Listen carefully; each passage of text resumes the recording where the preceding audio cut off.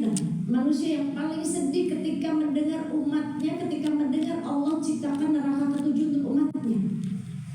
Kalau manusia zaman sekarang sibuk dengan dosa orang lain, hingga kadang banyak banget yang jadi panitia masuk surga, malamnya ditanggung neraka, kan gitu. Jadi panitia masuk surga, padahal di zaman masuk surga juga belum. Tapi sosok manusia ini gak pernah nerakain orang.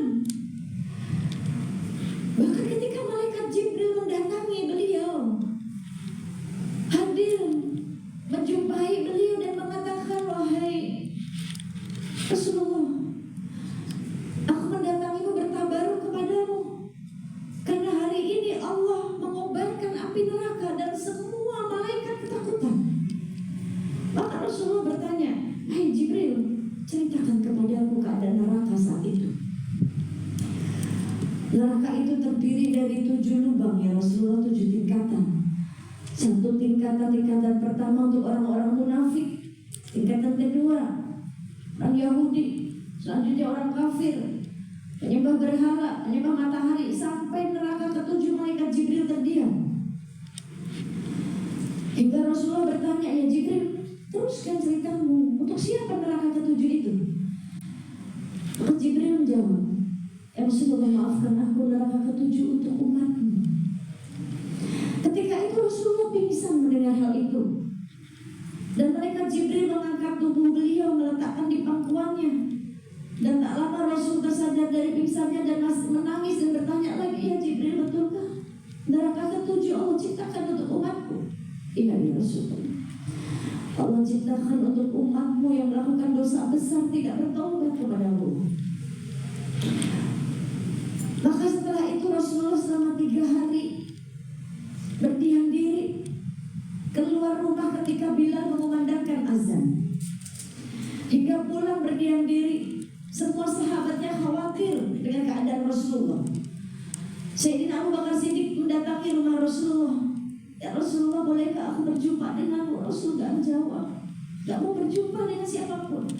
Hingga Sayyidina Abu Bakar Siddiq pulang, di jalan bertemu Sayyidina Umar. Wahai Abu Bakar, kenapa kau menangis? Aku khawatir dengan keadaan Rasulullah, sudah 3 hari Rasul tidak mau berjumpa. Maka Sayyidina Umar pun mendatangi rumah Rasul dan menanyakan kabar Rasulullah, ingin berjumpa Sayyidina Umar. Rasulullah pun juga gak mau berjumpa, gak mau membukakan pintu. Hingga Sayyidina Umar pulang, di jalan bertemu Salman Al-Farisi. Salman Al-Farisi pun bertanya, wahai Umar, kenapa engkau menangis? Aku khawatir keadaan Rasulullah. Maka akhirnya Salman Al-Farisi pun sama mendatangi rumah Rasul, berharap Rasul pun mau berjumpa. Dan ternyata hal yang sama didapatin Salman. Hingga akhirnya Salman Al-Farisi mendatangi putri tercintanya, Fatimah Zahra, menceritakan kabar ayahnya. Begitu mendengar kabar ayahnya, Fatimah yang ketika Ummu Khadijah meninggal, beliau yang menggantikan posisinya, yang merawat, membantu, berjuang bersama ayahnya, gak puasa mendengar kabar ayahnya. Sudah 3 hari tidak mau keluar, sampai akhirnya Fatimah mendatangi rumah ayahnya. Ketika menjawab salam, assalamualaikum, wahai ayahku Rasulullah, bolehkah aku masuk? Mendengar suara merdu putri tercintanya, Rasulullah langsung bangkit dan membukakan pintu. Rasul kalau rindu wanginya surga tuh, Rasul cium kening Fatimah. Maka dibukakan pintu, dan begitu melihat kondisi ayahnya kurus pucat, Fatimah menangis. Hai ayahku, apa yang terjadi? Engkau tambah pucat sekali, engkau kelihatan kurus, apakah engkau tidak makan? Apa yang sudah terjadi? Rasulullah mengatakan, ya Fatimah putriku, bagaimana aku sanggup menelan makananku, sedangkan Jibril memberitahukanku Allah menciptakan neraka ketujuh untuk umatku, ya Fatimah. Bagaimana aku sanggup menelan makananku? Dan Rasulullah bahkan satu malam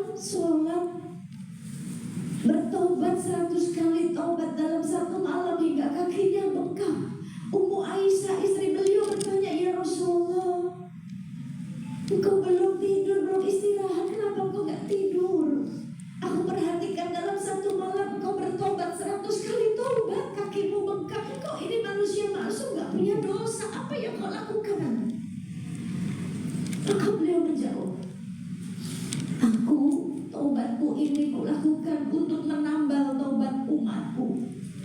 Ketika hari ini ada umatku yang dicabut nyawanya, dia belum sempat bertobat, aku jadikan tobat ini untuk menambal tobat umatku. Mana ada manusia yang begitu. Manusia sekarang tuh nafsi-nafsi, tapi sibuk dengan dosa orang lain. Bayangin, kita yang bikin dosa, kita yang maksiat, Rasul yang mikirin. Mana ada manusia yang cintanya seperti ini buat kita. Kita yang bikin dosa, kadang kita sibuk dengan dosa orang, ya. Ketika dulu Rasulullah diludahin, dilemparin batu, kasih kotoran, dicaci maki, Rasulullah ridho melakukan itu semua. Ridho diperlakukan seperti itu asal Allah gak murka kepada mereka. Tapi sekarang umat sekarang melemparin kotoran-kotoran dosa. Bahkan sesama Islam saja saling menghardik, saling membenci, saling memperolok-olok ulama satu sama lain yang gak sepaham dengan fahamnya, dengan alirannya, lalu mengolok-olok ulama yang lain. Maka ya, ada cintanya yang kayak gini. Kalau kita pengen dicintai, yang kita cintai. Dan cinta itu harus diungkapkan. Apalagi cinta kepada manusia yang cintanya dibawa sampai yaumil kiamah. Bahkan gak cukup sampai tobat saja, Bu. Di arsy Allah nanti ada 2 gerbang, 2 mimbar. Sebelah kanan mimbar yang kanan yang berdiri Nabi Ibrahim alaihissalam. Mimbar kiri yang berdiri Rasulullah SAW. Mimbar kanan arah menuju surga, jalan menuju surga. Mimbar kiri jalan menuju neraka. Akan sahabat bertanya, ya Rasulullah, kedudukanmu dengan Nabi Ibrahim lebih tinggi engkau. Kenapa engkau berdiri di mimbar sebelah kiri arah menuju neraka, sedangkan Nabi Ibrahim di mimbar sebelah kanan arah menuju surga? Apa jawab Rasulullah? Supaya aku bisa menyelamatkan umatku dimasuk ke neraka. Ini bahkan izin sama Allah, ya. Beliau belum mau masuk surga dulu. Kalau belum mastiin di neraka nggak ada satu umatnya yang tertinggal, izin minta masuk ke dalam neraka, nyelamatin umatnya. Berharap semoga kita telah dikenali, ya Bu, ya. Nggak dijawab sama Rasul. Java itu dicuekin, dicuekin lah Rasul, nggak dijawab, ya. Maka semoga kita tujuan kita kan pengen jumpa dengan Rasulullah. Tujuan kita kan pengen duduk begini sama-sama, bisa memandang wajah Rasulullah, bisa memandang wajah Sayyidah Fatimah, kan gitu ya. Kalau enggak, ya apa tujuan kita hidup? Bahkan salafus saleh, para waliullah belum mau masuk surga semuanya. Kalau di surga enggak ada Rasulullah, karena tujuan hidupnya, tujuannya kepengen duduk sama-sama jumpa, memandang wajah Nabi, kan gitu. Nah semoga kita juga gitu. Maka niatkan, yuk. Saya juga sama, sedang belajar mengenali lebih dalam, ya. Kalau mencontoh tuh jauh banget kan Bu, ya. Tapi mengenali, mencintai, supaya kalau udah kenal tuh tumbuh cinta. Kalau kita hanya sebatas tahu, kalau saya hanya sebatas tahu, oh iya, Nabi Muhammad Nabi saya yang diciptakan oleh Allah, yang dipilih oleh Allah menjadi kekasihnya. Kalau hanya sebatas tahu saja, saya nggak kenal, bagaimana saya bakalan dicintai nanti? Bagaimana Rasulullah bakalan kenal saya nanti? Tapi saya harus cari tahu, karena saya kepengen kenal. Ya, nggak cukup tahu saja, saya kepengen kenal, saya kepoin istilahnya. Ya, saya kepoin, saya cari tahu. Kepo yang baik. Saya pengen cari tahu bagaimana pengorbanan beliau, bagaimana cintanya beliau, bagaimana beliau mengajarkan dalam kehidupan berinteraksi dengan orang, para pembencinya itu seperti apa, berinteraksi dengan orang-orang yang gak suka dengan dia seperti apa, berinteraksi dengan masyarakat, berinteraksi dengan istri-istrinya, berinteraksi dengan cucunya. yang berinteraksi memuliakan perempuan seperti apa ini? Ini yang sedang saya cari tahu. Bagaimana cara memuliakannya beliau? Beliau tidak pernah memuliakan dengan harta. Beliau juga sederhana hidupnya. Karena ketika kita memuliakan orang lain dengan harta kita, sekalipun kita punya semuanya, terus kita muliain orang tuh dengan harta kita, bangga dengan harta kita, sungguh itu akan menjadikan orang tidak akan menghargai kita. Karena ada sebagian orang yang gak suka dibeli dengan harta. Tapi muliakan orang lain itu karena memang dia pantas untuk dimuliakan, karena hamba Allah, para umat Nabi ini yang dicontohkan oleh baginda Nabi Muhammad SAW, yang selalu memuliakan orang, mau itu anak muda, mau tua, Rasul memuliakan. Ini yang dicontohkan beliau, ya. Karena memang dia hamba Allah yang harus dimuliakan. Maka jangan sekali-sekali muliakan orang dengan harta kita, dengan apa yang kita punya, pangkat kita, jabatan kita. Mulianya kita bukan karena itu, tapi mulianya kita terlihat dalam pandangan Allah karena kita memuliakan hamba Allah ini. Bukankah amalan yang paling disenangi oleh Allah itu yang menyenangkan hati baginda Nabi Muhammad? Amalan yang disenangi oleh Allah bukankah yang menyenangkan, memasukkan rasa bahagia di hatinya manusia? Ini karena kalau amalan sholat, amalan zikirnya kita, sholatnya kita, puasa kita, itu bukan untuk Allah, itu untuk kita sendiri. Allah gak butuh. Ketika kita sholat, Allah gak butuh sholat kita, tapi kita yang butuh. Ketika kita zikir, Allah gak butuh zikir kita. Mau kita ingat Allah, mau kita puji Allah, Allah maha kuasa, Allah maha hebat. Allah gak butuh pujian kita, tapi kita butuh. Kita butuh pujian itu, memuji Allah. Kenapa? Berzikir, ya supaya hati kita tenang, ya, supaya hati kita tenang. Orang-orang yang jauh dari Allah, sumpek hati, sempit hatinya, karena hatinya nggak dipakai buat zikir. Padahal Allah sudah betul-betul janjikan, firman Allah di surat Al-Araf ayat 28, alladzina amanu tatma'innul qulubuhum bi dzikrillah, ala bi dzikrillah tatma'innul qulub. Mereka orang-orang yang hatinya tenang karena mengingat Allah. Dan hanya dengan mengingat Allah hati menjadi tenang. Maka amalan yang dicintai, yang membuat Allah senang, menyenangkan orang lain, menyenangkan hamba Allah yang lain. Karena ini sudah ditanyakan oleh Nabi Musa. Nabi Musa pernah bertanya ini, ya Allah, aku udah sholat, zikir, puasa, dari semua amalanku ini mana yang paling, amalan mana yang paling membuatmu senang? Tanya Nabi Musa. Apa jawab Allah? Sholatmu untukmu, bukan untukku. Ketika engkau sholat, ya, supaya terhindar dari perbuatan keji, buat menyelamatkan akhiratmu, alam kubur. Zikirmu pun untukmu, bukan untukku. Ketika engkau berzikir supaya jiwamu tenang, dan puasamu untukmu, bukan untukku, supaya terjaga hawa nafsu. Maka Nabi Musa bertanya lagi, jikalau amalan ini, semua amal yang aku lakukan, semua ibadah yang aku lakukan, bukan menjadi amalan yang paling engkau senangi, maka amalan mana yang membuatmu senang? Ya Allah, apa jawab Allah? Memasukkan rasa bahagia di hati manusia. Itu jawab Allah, memasukkan rasa bahagia di hati manusia. Nyenengin manusia aja deh. Karena orang yang sholat banyak, Bu, tapi gak banyak yang nyenengin orang. Bahkan banyak orang yang sholat celaka. Kan gitu, sholat, tapi mulutnya nyakitin banget kalau ngomong. Banyak yang sholat begitu. Yang sedekah banyak, tapi ketika sedekah dia menyakiti orang yang disedekahi. Gitu, banyak. Maka kata Allah, semua ibadahmu untukmu, bukan untukku. Yang untukku kamu senangi hambamu. Jadi hamba yang rahman. Wa kana min ibadi rahman. Maka jadilah kalian hamba-hamba yang rahman. Yang dimauin Allah tuh kita jadi hamba yang rahman. Kalau kita kenal Allah, Allah sifatnya rahman rahim, pengasih penyayang. Ya berarti kasihi orang lain, sayangi orang lain. Kan gitu. Jadi orang yang seperti itu, kata Allah, simpel saja hidup ini.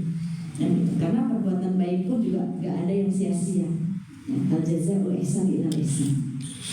Perbuatan baik akan kembali lagi kepada diri kita. Ibu-ibu yang dirahmati oleh Allah, maafin ya Bu, yang muda banyak nerocos. Kayaknya nggak sopan banget. Karena saya sedang belajar juga oleh hak kalau udah kena murah sampai yang hak, walaupun mungkin nggak enak didengar. Tapi bukan hak saya, tapi haknya Allah. Saya nggak punya hak Bu, bahkan saya tuh nggak bermimpi, nggak punya apa istilahnya, nggak kepikiran kalau saya juga bakalan jadi begini Bu. Kalau saya bakalan dakwah kemana-mana dari 2014 saya dakwah. Pertama kali di luar kota dipanggil. Saya juga bingung kenapa orang manggil saya bodoh ilmu, saya bukan ustazah. Kan gitu. Jadi ketika awalnya ini takdir Allah ya Bu ya. Ini sudah jalannya Allah yang harus saya jalani. Kalau dulu mungkin yang orang tahunya yang dakwah ya suami saya. Ya, tahunya Uje, beliau. Minta doanya ya Bu, keikhlasan para wanita solehah untuk beliau. Semoga Allah lapangkan alam kubur beliau.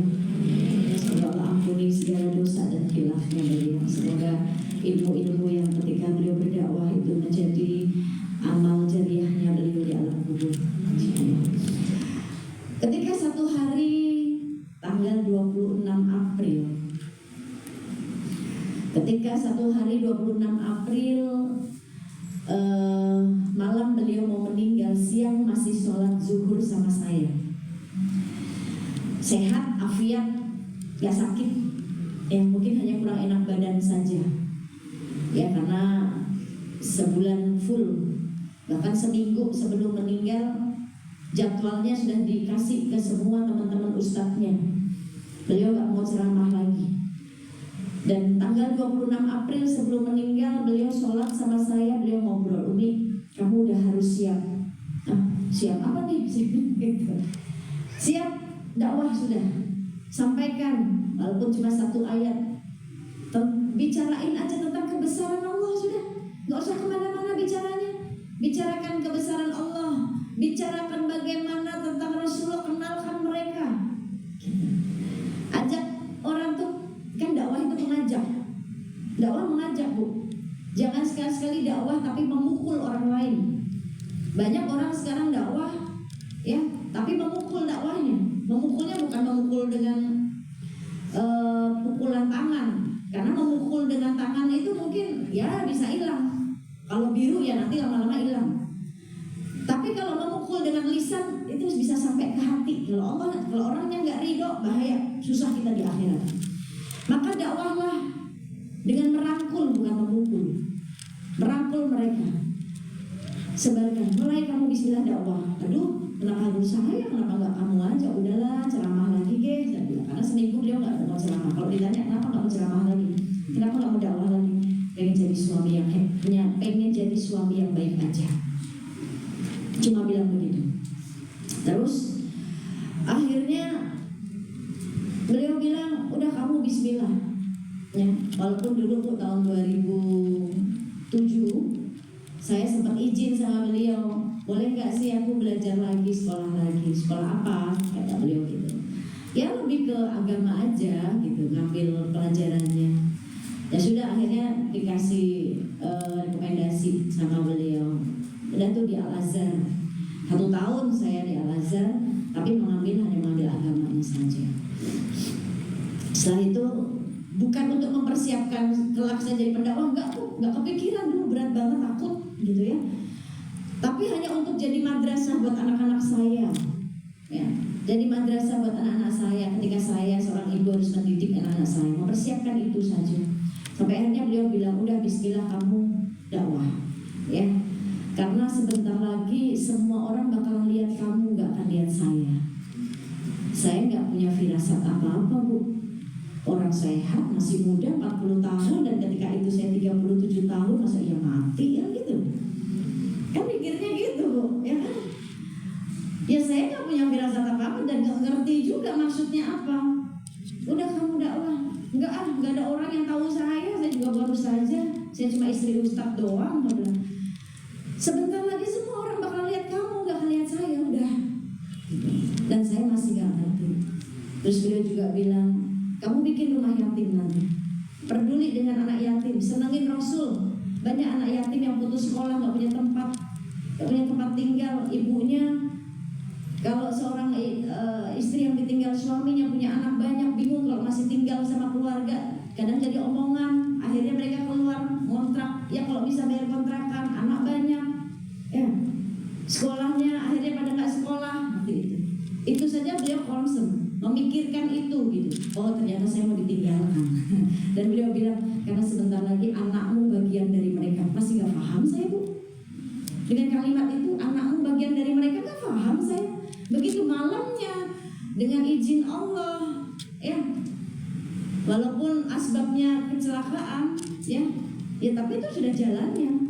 Dan akhirnya setelah itu banyak pertanyaan-pertanyaan dalam otak saya, dalam pikiran saya bertanya kepada Allah. Banyak sekali pertanyaan-pertanyaan yang saya tanya ke Allah. Selama masa idah saya nggak mau kemana-mana.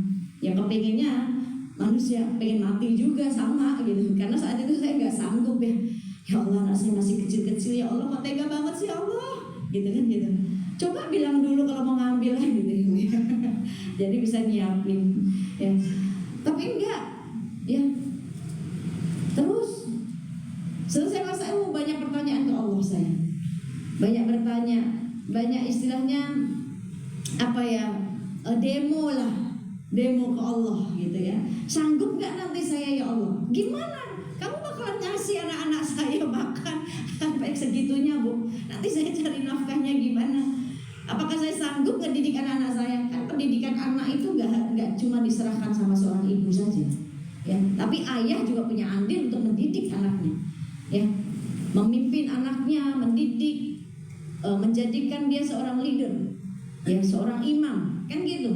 Nah ini, akhirnya banyak pertanyaan. Setelah saya masa idah baru, pertama kali saya diundang dakwah itu di Kalimantan. Saya juga bingung, ya orang manggil saya disuruh ngapain nih? Ya Allah, saya suruh apa gitu. Tapi banyak ngobrol oleh Allah, kasih petunjuk deh. Gitu, kalau emang ini sudah jalannya, ridhoi. Apa yang keluar dari lisan saya, tuntun saya, karena saya bodoh ilmu. Dari situ mengalir saja sampai sekarang. Ya, banyak prosesnya kehidupan, Bu, yang luar biasa. Yang buat saya kalimat kehilangan, ya, kalimat kehilangan. Kan kita dalam kehidupan kita pasti pernah mengalami kehilangan, ya Bu ya. Mau kehilangan dompet, mau kehilangan makhluk, mau kehilangan jabatan, mau kehilangan apapun lah gitu, kehilangan kepercayaan diri, yang semuanya, kehilangan pekerjaan, kehilangan harta, rumah. Tapi kehilangan itu menjadi ibroh. Harusnya dijadikan ibroh, pelajaran bahwa oh iya, selama apapun yang ada di dunia tidak abadi, fata morgana saja. Apapun bukan milik kita yang di dunia, karena sifatnya dunia itu kalau nggak meninggalkan kita yang ditinggalin dunia.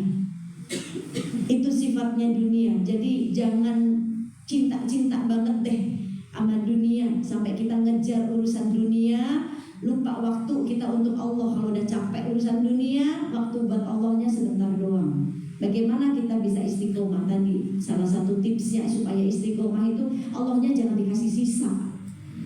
Kita dikasih makanan sisa juga dia nggak mau, terkecuali sisanya para ustazah ya, para ustazah yang salehah, masya Allah gitu ya. Saya kalau dikasih sisa makanan guru saya langsung saya ambil dulu, saya nungguin dulu ya. Alhamdulillah saya baru kenal Syarifah itu baru, dulunya nggak ngerti Syarifah itu apa sih ya.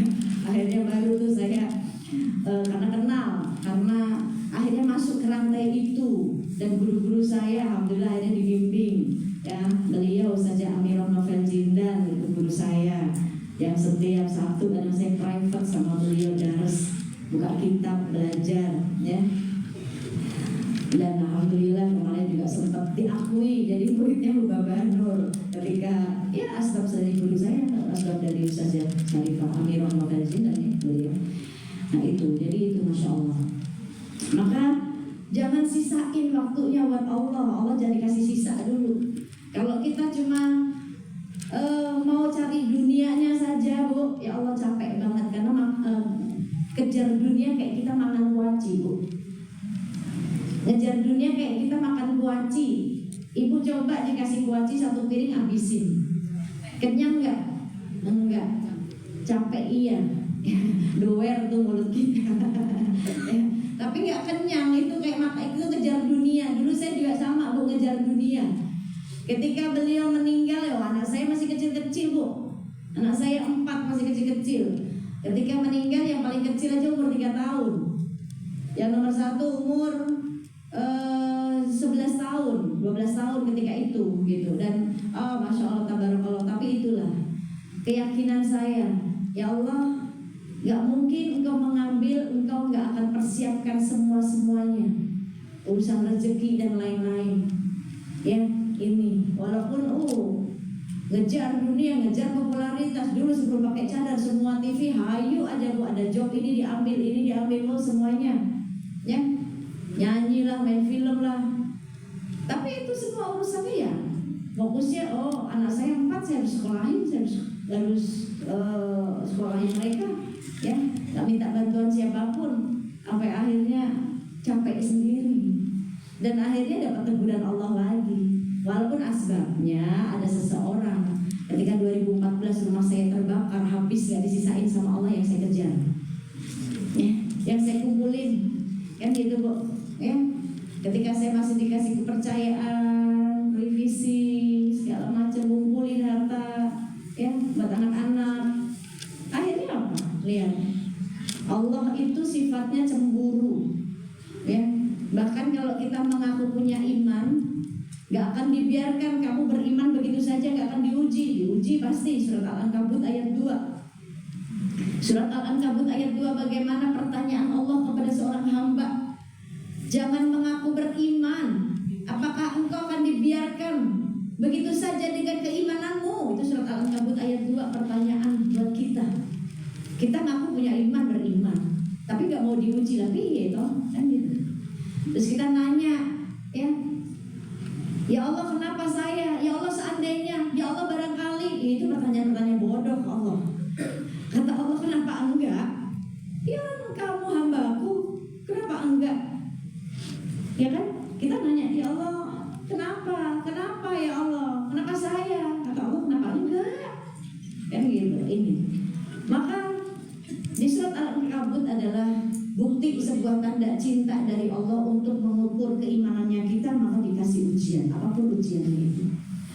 Maka ketika rumah saya terbakar, Bu, akhirnya di situ titik balik saya. Kalau ibu-ibu pengen tahu, titik balik saya bukan saat kehilangan almarhum, bukan saat kehilangan ayah saya, bukan. Ketika saya kehilangan almarhum dulu, dari umur 10 tahun saya sudah kehilangan ibu saya. Saya asli Semarang Bu.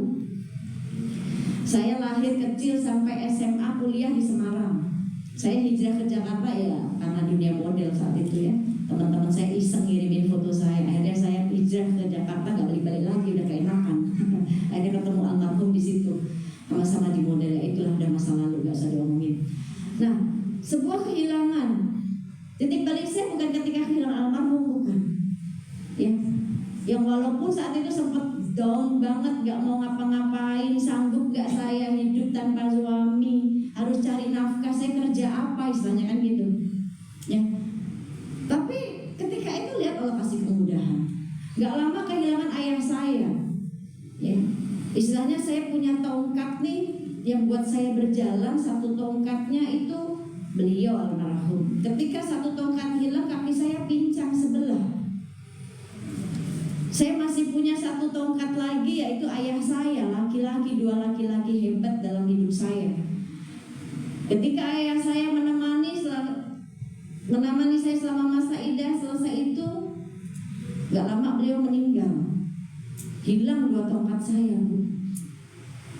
Tapi akhirnya tersadarkan, oh iya, semua bakalan kembali ke Allah, dia bukan milik saya mereka. Tapi begitu akhirnya saya mulai itu lupa urusan dunianya nih, Allah kasih teguran 2014 ketika rumah saya terbakar. Di situ titik balik saya untuk saya kepengen mengenal Allah. Disitulah Allah dekat, Bu. Ya, Allah dekat sekali, sedekat urat nadi. Ketika nggak ada yang nyelamatin saya, ketika nggak ada yang saya teriak-teriak tolong rumah saya terbakar, nggak ada yang nyelamatin saya, di situ Allah. Kasih sayangnya Allah, Bu. Allah tuh gak akan pernah ninggalin kita dengan keadaan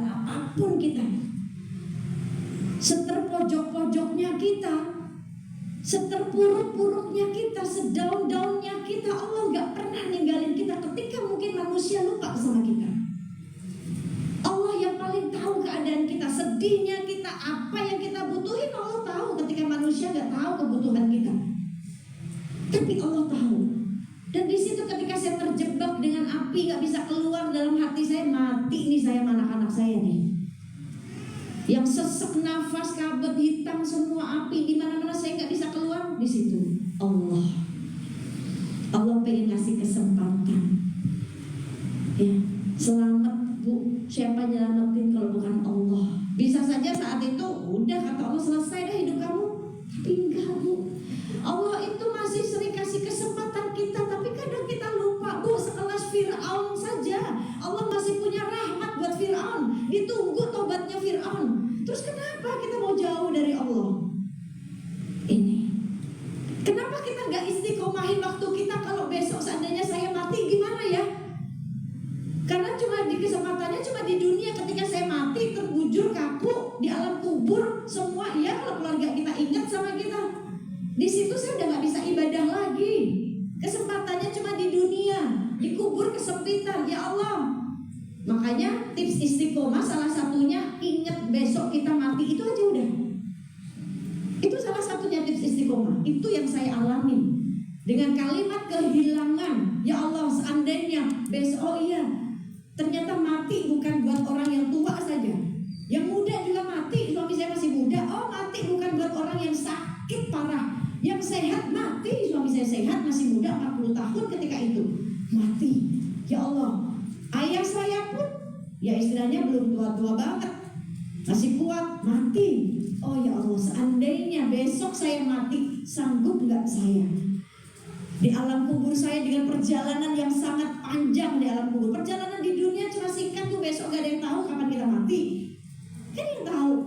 Tapi perjalanan alam kubur tuh panjang sampai kita dibangkitkan di hari kiamat. Ketika menunggu perjalanan itu sampai hari kiamat datang, itu siksa kubur berjalan setiap hari. Sanggup gak kita? Kalau kita pulang gak bawa bekal, kita lebaran aja mau pulang kampung, bekal sebanyak-banyaknya kita bawa Bu, mau buat kita bagi-bagiin kan gitu. Nah ini perjalanan panjang di dalam kubur. Kalau kita gak bawa bekal, maka salah satu tipsnya istiqomah menurut saya, salah satu, ingat seandainya besok kita mati, maka setiap waktu harus ada amal soleh yang kita kerjain, walaupun cuma sedikit tapi rutin. Itu justru yang disenengin oleh Allah. Sholat duha 2 rakaat rutin, besok 2 rakaat, besok 2 rakaat, diistiqomahin. Itu dulu latihan gitu dulu. Jangan hari ini 12 rakaat, besok seminggu nggak sholat duha. Udah dijamak 12 rakaat, seminggunya nggak sholat duha lagi, nggak gitu. Tapi rutin. Urusan sedekah, mau sehari 5.000, sehari 5.000, sehari keluarin 5.000 buat orang, buat pemulung, buat ini, tapi rutin. Dirutinin dulu sesuatu yang mudah. Dan tips istiqomah lainnya, paksain kebaikan itu, dipaksain. Ini, ya, lalu doa, kan gitu. Jadi ini, besok mati, ya Allah sanggup gak? Nah ini kehilangan. Maka Bu, ketika terbakar itu akhirnya saya tersadar, oh saya ditegur sama Allah. Tegurannya apa? Itu tadi, rumah dunia yang saya kejar bukan milik saya, bukan. Tapi semua buat Allah mudah mengambil apapun yang kata kamu cinta dengan dunia. Tapi kejar yang punya dunia. Ketika itu di surat At-Taubah ayat 24. Ketika di surat At-Taubah ayat 24, begitu saya faham, oh selama ini yang saya kejar, ini yang saya cintai.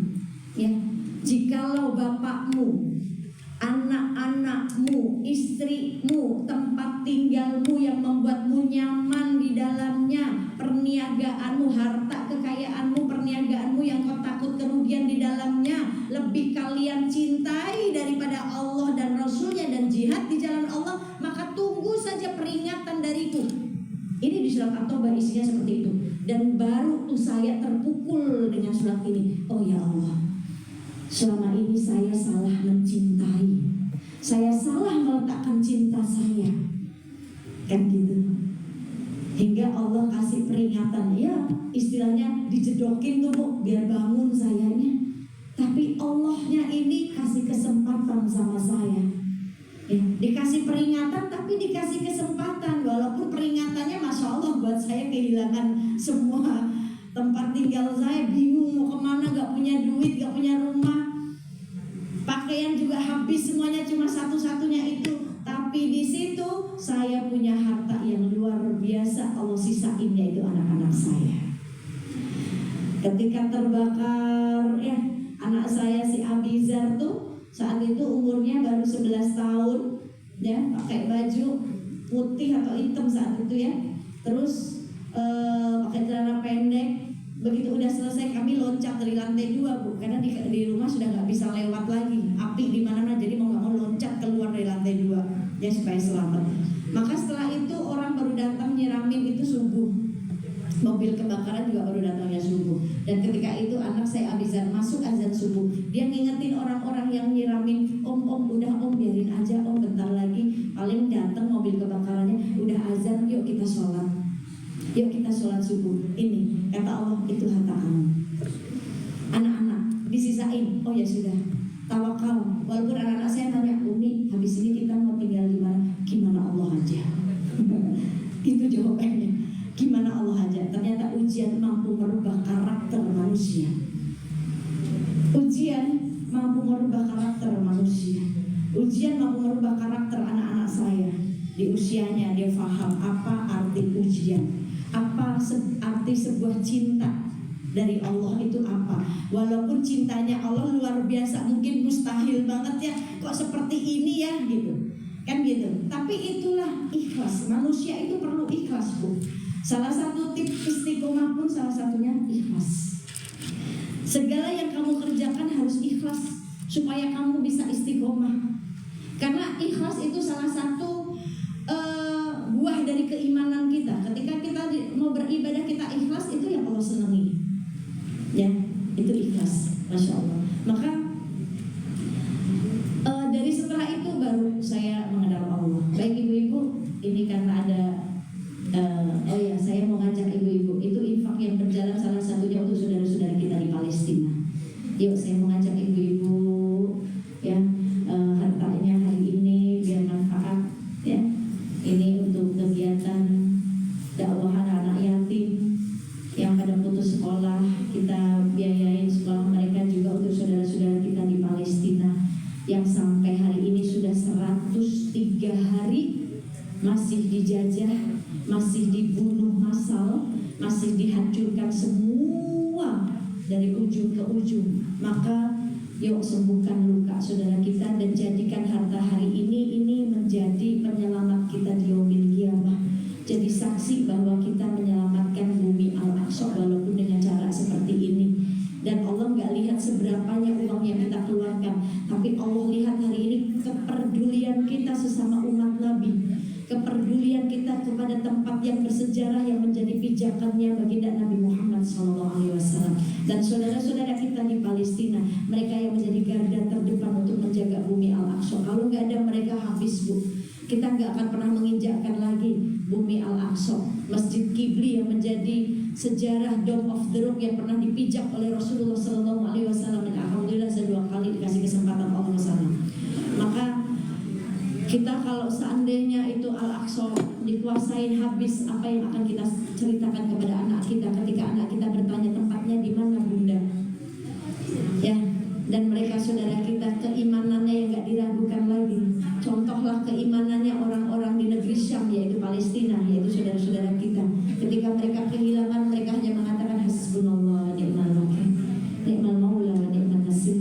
Ini kita bisa makan enak, kita masih bisa tidur nyenyak, anak-anak kita masih bisa leluasa bermain. Tapi mereka setiap hari, bahkan para perempuan, ketika mereka mau tidur, mereka tidur dalam keadaan menutup aurat menggunakan jilbabnya. Kenapa? Takut ketika mereka tidur, rumah mereka dihancurkan, mereka mati dalam keadaan terbuka aurat, mereka nggak mau. Ini keimanannya saudara-saudara kita di Palestina. Yuk sambil sholatan, sambil sholawatan, supaya Allah hancurkan yang zolim dengan yang zolim, dikumpulkan sama Allah, dihancurkan, dan semoga negeri Palestina mendapatkan kemenangan dari Allah Subhanahu wa Ta'ala. Allahumma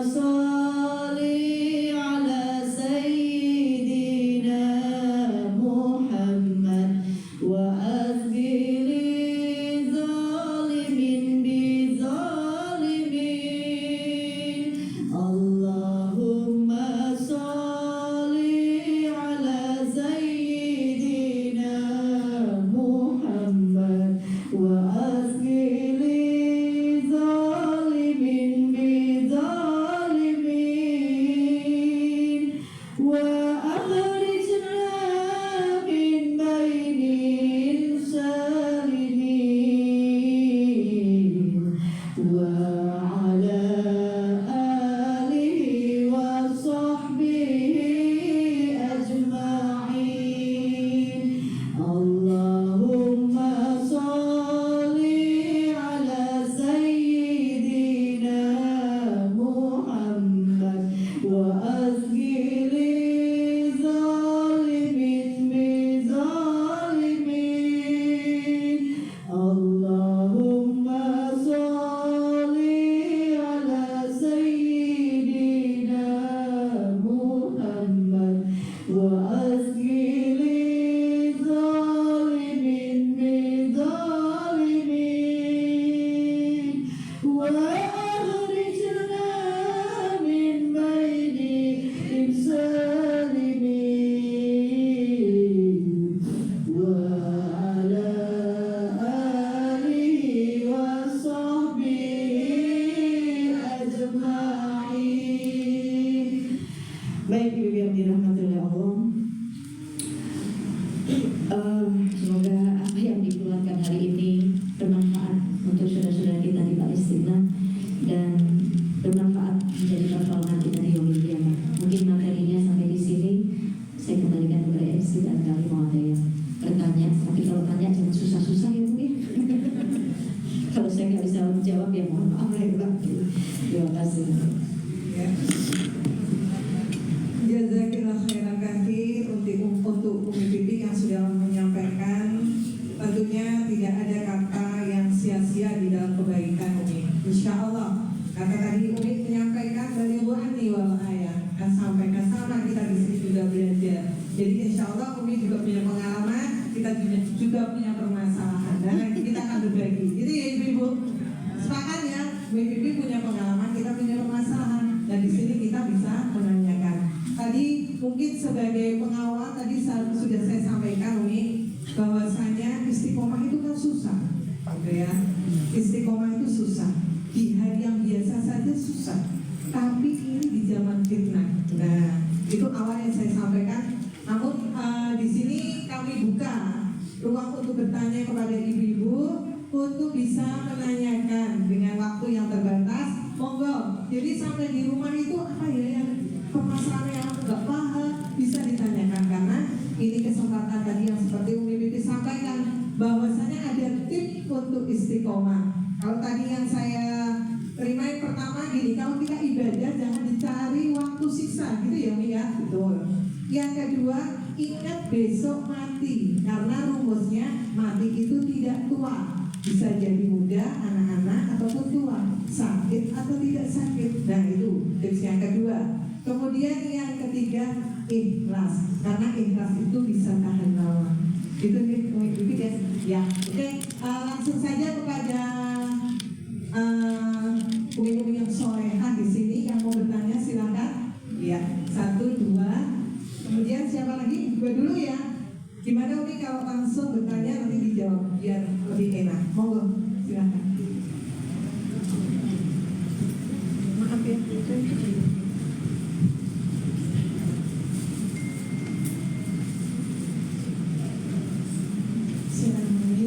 Assalamualaikum warahmatullahi wabarakatuh. Waalaikumsalam warahmatullahi wabarakatuh. Alhamdulillah hari ini kita langsung bertemu. Aduh, terharu saya. Ini yang ingin saya tanyakan mungkin terkait yang tadi Umi sampaikan tentang amalan yang untuk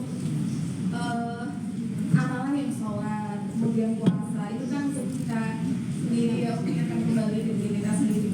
Kemudian amalan yang untuk Allah itu adalah menyenangkan orang lain. Dan di sini yang ingin saya tanyakan Umi, konsep menyenangkan orang lain di sini maksudnya seperti apa? Soalnya saya pernah dengar itu ada satu kalimat entah itu pepatah atau apa ya, itu mengatakan kalau kita mau menyenangkan semua orang itu gak bakalan bisa itu. Maksudnya menyenangkan orang lain itu apa? Nah kemudian yang kedua, akhir-akhir ini Umi kita itu sering mendengarkan jargon yang namanya self love, mencintai diri sendiri gitu.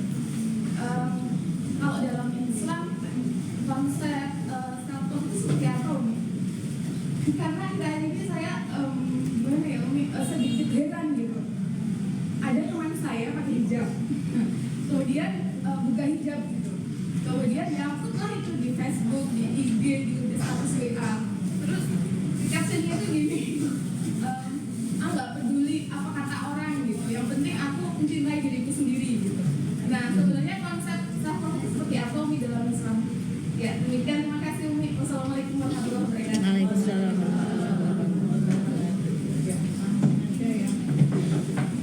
Jawab. Baik. Menyenangkan orang, betul. Kita nggak bisa menyenangkan orang lain, apalagi di zaman fitnah begini. Apa perbuatan baik kita kadang dianggap salah, kan gitu ya. Menyenangkannya ini kita tidak menyakiti, dengan tidak menyakiti mereka dengan lisan ataupun dengan perbuatan kita. Ya, karena banyak.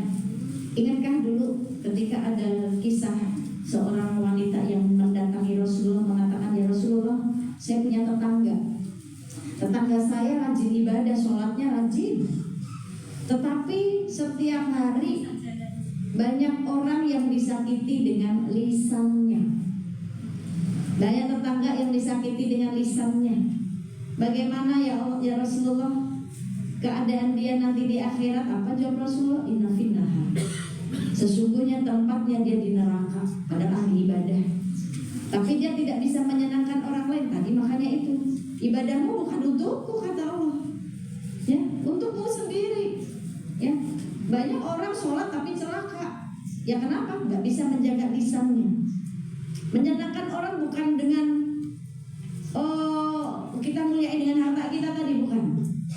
Tapi bagaimana menyenangkan orang dengan akhlak attitude kita. Dengan ketika kalimat, saya pernah mendengar seorang ulama mengatakan, jikalau lisanmu ingin berkah, ada 3 hal yang kamu akan, ada beberapa yang harus kamu lakukan dengan lisanmu. Jika lisan kita pengen berkah, ya, yang pertama, ya, lisannya untuk berkata yang baik. Lisannya berkata, perkataan yang baik itu salah satu perkataan yang perbuatan yang bisa menyenangkan orang lain. Ya.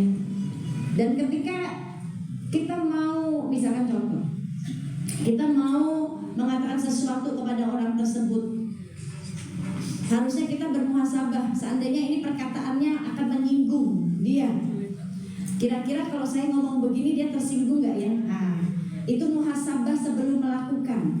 Ya, kalau seandainya kita main rocos aja, ya, nggak mampu menjaga lisan kita dan orang tersinggung dengan kalimat kita, akhirnya dia berubah sikapnya dengan kita, ya, maka itu pun kita harus muhasabah. Oh, jangan-jangan karena omongan saya dia jadi tersinggung. Nah, itu. Maka tadi ulama mengatakan, jika lisanmu ingin berkah, berkata yang baik. Bahkan dalam hadis muttafaq alaihi saja dikatakan, man kana yu'minu billahi wal yawmil akhir falyaqul khairan. Barang siapa yang beriman kepada Allah dan hari akhir, hendaklah berkata yang baik, kalau nggak bisa diam. Ya, ini salah satu buat menyenangkan orang lain. Yang kedua, kalau lisanmu pengen berkah, pakai buat berzikir, kata ulama. Yang ketiga, jika lisanmu pengen berkah, ya, pakai untuk baca Quran. Karena kita ketika berinteraksi dengan Quran, kita sedang berinteraksi dengan Allah, maka akan terjaga tutur kata kita kalau sering berinteraksi. Yang keempat, jika lisanmu ingin berkah, pakai untuk menasehati dengan baik. Kan gitu. Ya, itu. Ya. Jadi menyenangkan bukan dengan kita mampu menyenangkan orang lain dengan harta kita, tidak, tapi menyenangkanlah dengan perbuatan kita. Karena banyak orang yang gak suka juga sama kita, tapi tugas kita tetap, mereka benci sama kita, tugas kita pun kita tidak perlu balas kebencian, tetap senangkan mereka, semua memuliakan itu. Lalu yang kedua, self love, mencintai diri sendiri. Boleh nggak? Boleh. Tapi ketika kita mencintai diri sendiri, self love, bagaimana jangan sampai self love-nya itu salah. Tadi di surat At-Taubah ayat 24 itu juga ciri-ciri bagaimana kita mencintai diri kita dengan mencintai apa yang sudah Allah titipkan sama kita. Kalau melihat kasusnya tadi barusan kamu yang katakan bahwa cara mencintai diri sendiri dengan membuka hijabnya, oh ini cara mencintai diri saya, itu cerita yang salah. Karena ketika kita self love, mencintai diri kita sendiri, kita tahu diri saya bukan milik saya. Saya dikasih Allah mata, telinga, lisan, tangan, kaki, semua keindahan yang Allah berikan. Ini adalah yang harus saya jaga. Cara saya mencintai diri saya menjaga apa-apa yang sudah Allah titipkan kepada saya. Itu tanda cinta saya kepada Allah dengan saya mencintai diri saya sendiri, self love. Kalau seperti tadi itu self love yang salah. Ya. Akhirnya manusia itu, wanita itu Bu bisa jadi anugerah, wanita bisa jadi fitnah. Apalagi di zaman sekarang. Bahkan awal fitnah Bani Israel itu adalah wanita. Ya. Awal fitnah Bani Israel adalah wanita. Dan wanita bisa jadi anugerah ketika wanita ini bisa dikategorikan self love untuk dirinya. Ketika wanita dia mau dipilih menjadi wanita yang berkelas surga. Berat ya Bu ya. Wanita berkelas surga itu ciri-cirinya dia mencintai dirinya sendiri, tapi cintanya untuk Allah. Ya, dia mencintai dirinya sendiri tapi dikembalikan bahwa diri saya milik Allah. Itu self love yang benar. Diri saya milik Allah, berarti saya harus mencintai apa-apa yang sudah Allah titipkan kepada saya. Mata saya pakai untuk mata melihatnya dengan baik. Yang haram-haram gak saya lihat. Mata saya pakai untuk mencintai hamba Allah, melihatnya dengan kasih sayang, gak buruk sangka saya dengan orang lain. Dengan pandangan saya, pandangan ini saya serahkan kepada Allah, pandangan takwa. Ya, karena salah satu ciri-ciri wanita yang bertakwa, salah satunya terlihat dari pandangannya. Ini pandangannya, setiap apa yang dia mandang dari sudut pandang manapun, apalagi sosial media ya, kadang kita mandang gak suka sama orang itu, komentar yang gak baik, kadang kita buruk sangka. Ya, ini maka pandangan ini kembalikan kepada pandangan takwa bahwa oh dia hamba Allah. Allah saja gak pernah benci dengan hambanya. Ketika hamba bermaksiat malam ini, pagi hari sampai pagi hari Allah masih bentangkan tangannya menunggu. Mungkin hambanya mau datang kepadaku bertaubat. Ya, maka pandangannya sebagai pandangan takwa, self love. Lisannya dia cinta dengan dirinya, dia akan jaga lisannya ini. Ya, untuk berkata yang baik dikembalikan kepada Allah, menjaga semua tutur katanya dia jaga untuk orang lain supaya tidak menyakiti hati orang lain. Karena Rasulullah SAW mengatakan kepada Sayyidina Ali, menantunya, wahai Ali, jagalah ucapanmu dengan baik. Karena nanti di hari kiamat lisan itu akan mendapatkan siksa yang jauh lebih besar, jauh lebih berat dari anggota tubuh lainnya, kata Rasulullah. Maka Sayyidina Ali bertanya, kenapa bisa begitu ya Rasulullah? Ya, karena gara-gara lisan aib orang terbongkar, terdengar dari ujung barat dan ujung timur, kata Rasulullah. Betul nggak Bu? Itu gara-gara lisan. Perempuan itu Bu harus diakui kalau udah kumpul, kalau nggak gibah fitnah. Betul nggak kira-kira? Ya, karena kita nggak sadar kan gitu.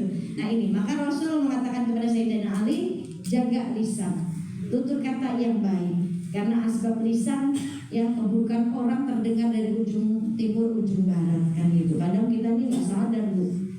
Kalau kita punya masalah nih, ya masalah keluarga, mau dengan suami, mau dengan mertua, menantu, ipar, terus kita katanya punya teman sejati nih, kita curhat sama dia, aku bingung mau ngomong sama siapa, nggak mungkin kayak ini ngomong sama mertuaku, nggak mungkin kayak ini ngomong sama iparku, gitu. Misalkan nih, ya udah aku cerita ya sama kamu ya, tapi kamu jangan bilang-bilang, jangan cerita-cerita lagi, ini ntar aku sama kamu aja ya.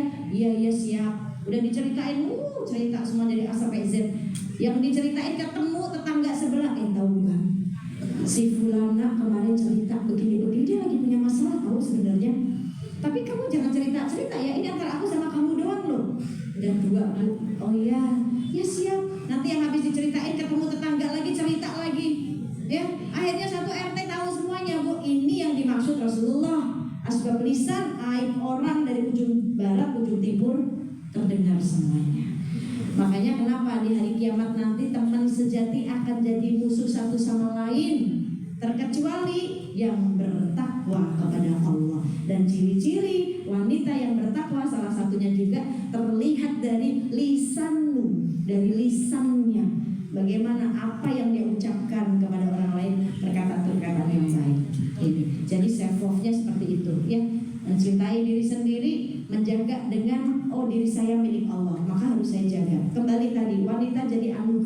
dan wanita jadi fitnah. Wanita jadi anugerah itu tanda dia mencintai dirinya dengan apa? Surat Al-Ahzab ayat 59 dia kerjakan. Itu cara mencintai dirinya. Kalau dia membuka hijabnya yang tadinya dia berhijab, ya dia tidak sedang mencintai dirinya. Karena ketika perempuan itu kepengen berkelas surga, salah satunya taat sama Allah atas perintah yang Allah perintahkan wajib, yaitu surat Al-Ahzab 59. Ya, ini surat ketika diturunkan ini menjadi sebuah kemuliaan para perempuan. Rasul yang muliain, Rasul yang minta langsung sama Allah. Ketika di zaman jahiliyah wanita itu sangat hina, gak dimauin, para budak dilecehin, diganggu, ada bayi lahir perempuan dibunuh, dikubur hidup-hidup. Tetapi begitu Rasul membawa Islam yang damai, Islam yang rahmat untuk seluruh alam, dan Rasul meminta satu ayat diturunkan supaya wanita itu mulia. Karena ketika itu salah seorang istri Rasulullah keluar dan terlihat oleh Sayyidina Umar, dan Umar tidak tahu karena ketika yang keluar itu biasanya para budak, ya, maka para budak yang diganggu. Nah, ketika itu akhirnya salah satu istri Rasul ini menyampaikan hal tersebut kepada Rasulullah, yang ketika itu Rasulullah sedang makan bersama dengan Ummu Aisyah. Ketika disampaikan hal tersebut, Rasul meminta kepada Allah untuk diturunkan satu ayat supaya menjadi pembeda untuk yang lain, supaya wanita ini jadi terlihat mulia dan tidak diganggu. Maka turunlah satu ayat ini, surat Al-Ahzab ayat 59. Wahai Nabi, katakanlah kepada istri-istrimu, kepada anak perempuanmu. Berarti ini nasihatnya bukan hanya untuk istri Nabi saja, bukan untuk anak perempuan Nabi saja, tapi untuk kita semuanya, ya, istri orang mukmin, anak perempuan mukmin, untuk mereka menjulurkan kainnya ke seluruh tubuh mereka, supaya ada dua hal. Supaya satu, mereka tidak diganggu, dan kedua, mudah dikenali. Maka untuk ciri-ciri supaya kita ini terlihat, oh kita ini muslimah, ya dengan berhijab. Kebayang gak Bu seandainya ayat ini gak turun, ketika kita kumpul, perempuan-perempuan ini kumpul semua antara yang muslim dan non muslim, gak ada yang tahu mana yang muslim mana yang non muslim, karena semua terbuka auratnya. Kan gak mungkin kita minta KTP kita minta KTP dia, kamu muslim atau enggak, cuma lihat KTP-nya marah orang. Tapi dengan hijab ini, oh dia muslimah. Nah, ini makanya wanita jadi anugerah. Dan inilah self love, yang dia, oh ya saya lagi dimuliain nih sama Allah. Dengan aturan hijabnya itu bukan mengekang. Kalau ada sebagian orang yang Islam tapi mengatakan jilbab itu pakaian hanya adat orang Arab karena di sana panas dan segala macam, debu, cadar juga begitu, ngaji lagi deh, kan gitu, buka Quran lagi deh, kan gitu ya. Ini ayat yang memuliakan wanita. Ketika ayat ini turun, bagaimana wanita-wanita di sana langsung takut Bu, melihat kalau di depannya ada horden, dia tarik horden, dia langsung julurkan. Saking takutnya, saking taatnya sama Allah. Dan keesokan harinya mereka keluar berbondong-bondong seperti burung gagak hitam. Dan hitam adalah pakaian sunnah buat perempuan, bukan pakaian buka cita, bukan. Kalau saya pakai hitam itu tuh ada yang komen, kayaknya Umi Bibi gak bisa move on nih dari UJ, kayak berduka mulu. Enggak. Pakaian hitam itu pakaian sunnah, bukan pakaian duka cita.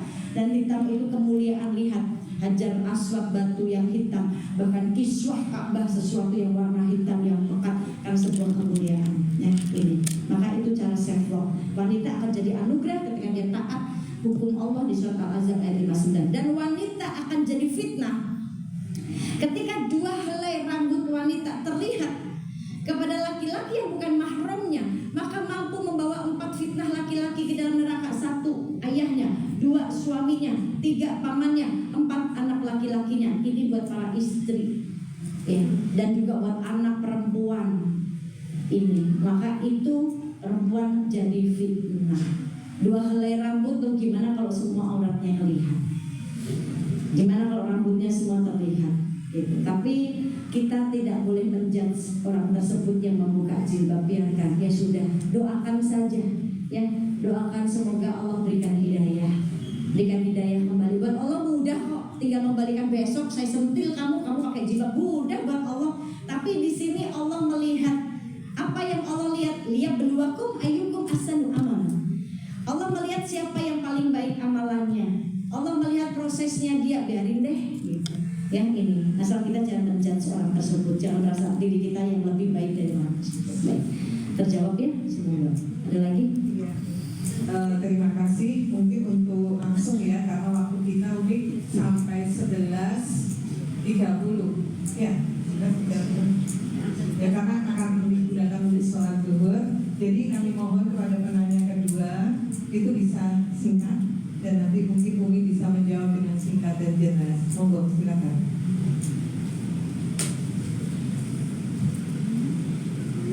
Bismillahirrahmanirrahim. Assalamualaikum warahmatullahi wabarakatuh. Waalaikumsalam. Terima kasih Ibu Ji. Saya alhamdulillah sudah langsung kali dengan. Di sini saya mau menanyakan soal tips rumah, salah satunya adalah ikhlas. Padahal saya seorang ibu rumah tangga. Kadang kan pekerjaan di rumah itu sangat banyak sekali. Diri saya sendiri saja saya sering menggerutu. Saya sering mengeluh banyak ini itu.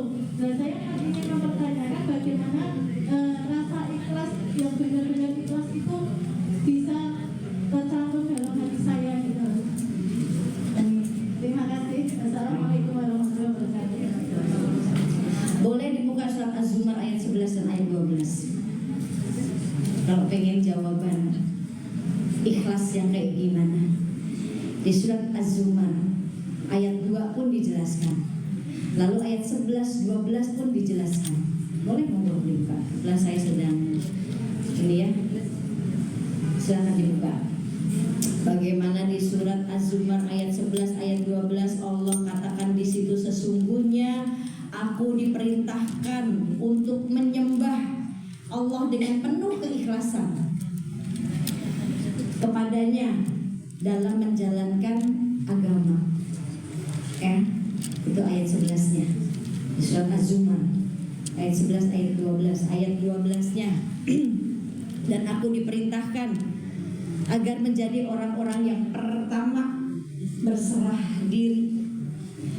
Kalau tadi mengenai ibu rumah tangga, kadang kita banyak ngeluh, padahal kita udah dikasih surga sama Allah. Al-jannatu tahta dzilal mahal. Surga ada di telapak kaki ibu. Kenapa Allah kasih surga di telapak kaki kita? Karena Allah tahu kita capek. Seorang ibu tuh capek dari ngelahirin, nyusuin, ngerawat anak, ngerawat suami. Kadang kalau malam suami udah terpejam mata, anak-anak udah terpejam mata, seorang ibu masih terbuka matanya, ngecekin satu-satu, betul nggak? Pagi-pagi suami masih terpejam mata, anak masih terpejam mata, seorang istri sudah terbuka matanya, nyiapin semuanya. Maka dikasih surga sama Allah.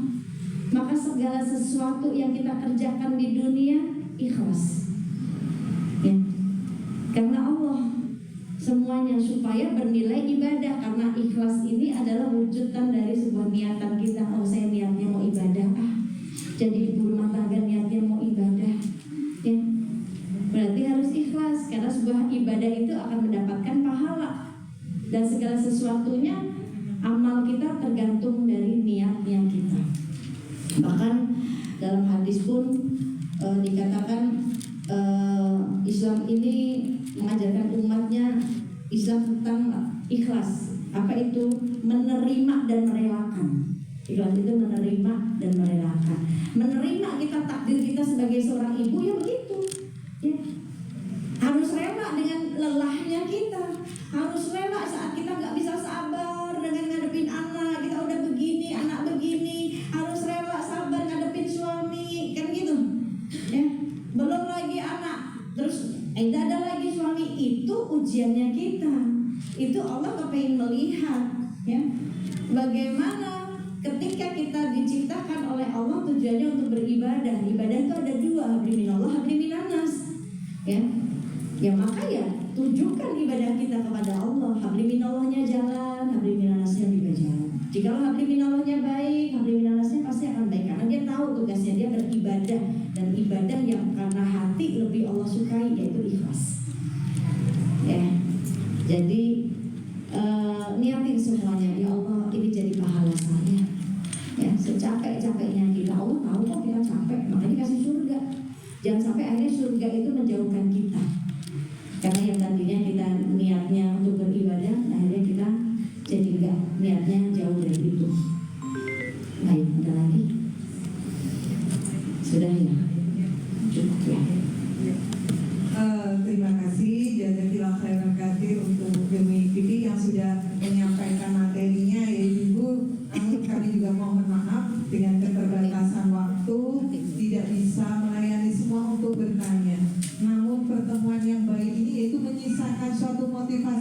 untuk datang lagi karena saya belum puas, masih butuh sesuatu. Itu malah bagus. Insya Allah Allah pertemukan kita di kesempatan yang lain, dan insya Allah kita tetap istiqomah.